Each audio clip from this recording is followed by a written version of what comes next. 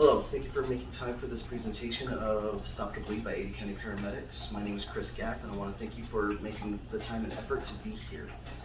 As you see on the screen, this is a quick presentation of who we are and what the Stop the Bleed program is.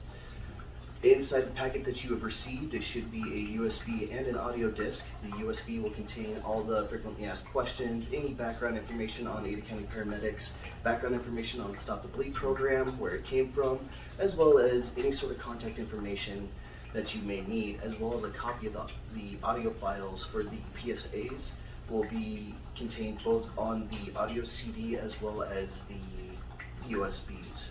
So without further ado, let's go ahead and go through this presentation. As I said, my name is Chris Gapp. I'm with Ada County Paramedics. I'm actually one of the paramedics that works for them, and I'm also one of the Stop the Bleed instructors. The overview of what we're going to go over here is going to give you a quick history of who we are as Ada County Paramedics, quick history on the Stop the Bleed course, why it's important that we actually get this out and about to everybody, as well as an example of one of those PSAs that you should be able to listen to. We'll end this with some follow-up questions if you have any, as well as my contact information. So, history of Ada County Paramedics. We were established in 1975 for medical transport for the 911 service. We currently have 13 ambulances that are in service with a potential of another 3 in the next 5 years. We employ roughly 150 people in the field. That is a mixture of paramedics and EMTs. Each ambulance will have a paramedic on it, and then followed up with another EMT or a paramedic to make up the team. We do everything from crisis management that the ER can do inside the ambulance. And we also have some specialty teams that range from our special operations team that does high angle rescue, our TACMED team that works with the SWAT teams and Ada County Sheriff's Department, as well as a community paramedic program that helps with mobile crisis as well as follow-up from hospitals. So why are we doing this presentation today? This is the meat of it, the Stop the Bleed program. This program was established in 2015 as a joint operations between the White House, the current administration that was sitting in the White House, the American College of Surgeons. There is also the U.S. Army has been involved. There's also a few other ones that were involved as well, specifically targeted for trauma. This all spurned after the tragic events of the Sandy Hook shooting in 2012, as well as a few other shootings. The surgeons finally got together and was like, we need to figure out a way to make this stop. So what was born from that is the Stop the Bleed program. So why is this important? It's a lot like CPR. CPR saves lives, so when people jump in and start pounding on somebody's chest, people survive. It's the same concept as that when people start bleeding, if somebody jumps in and helps before paramedics or firefighters or law enforcement get there, the chances of survival start to skyrocket. So in order to do this, we need to be able to teach people how to stop bleeding. So this course actually goes over how to identify life-threatening bleeding, the techniques that are required to deal with life-threatening bleeding, as well as how to apply those techniques.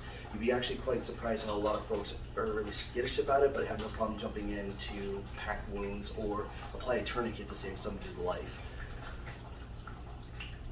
Follow up on this of why it's so important is, even though this was born out of a massive tragic event, bleeding happens all the time. We're talking car crashes, lawn accidents, cooking accidents, and the list goes on and on. So it's extremely important that we start teaching the populace of Ada County how to actually stop this bleeding, so that way we can start saving more lives. So why is this an opportunity for public service?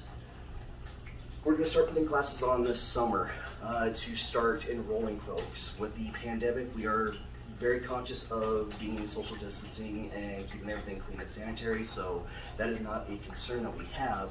Our concern is trying to maximize as many people as possible to learn these skills. And now what I have up here is the contact information for Ada County Paramedics that goes straight to our front desk, and that is the point of contact for signing up if anybody that's in this room is interested, but if you have anybody that you may be in contact with may be interested.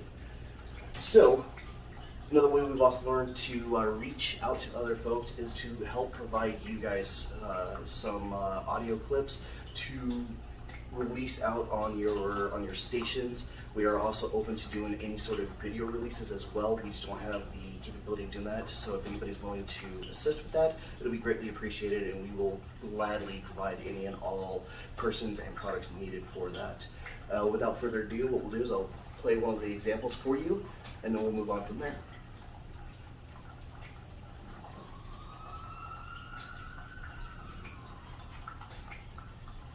You hear a large bang, and you find your friend or child on the ground, bleeding. You have already called 911, but the bleeding has not stopped. As you stand there and watch, you can only wonder, what else can I do? In the time it takes for first responders to get to you, you can help by using what you learn in the Stop the Bleed training. Courses are being put on by Ada County paramedics to teach you the best ways to help and how to best save a life. These Stop the Bleed courses will prepare you for the moment when that bleeding does not stop.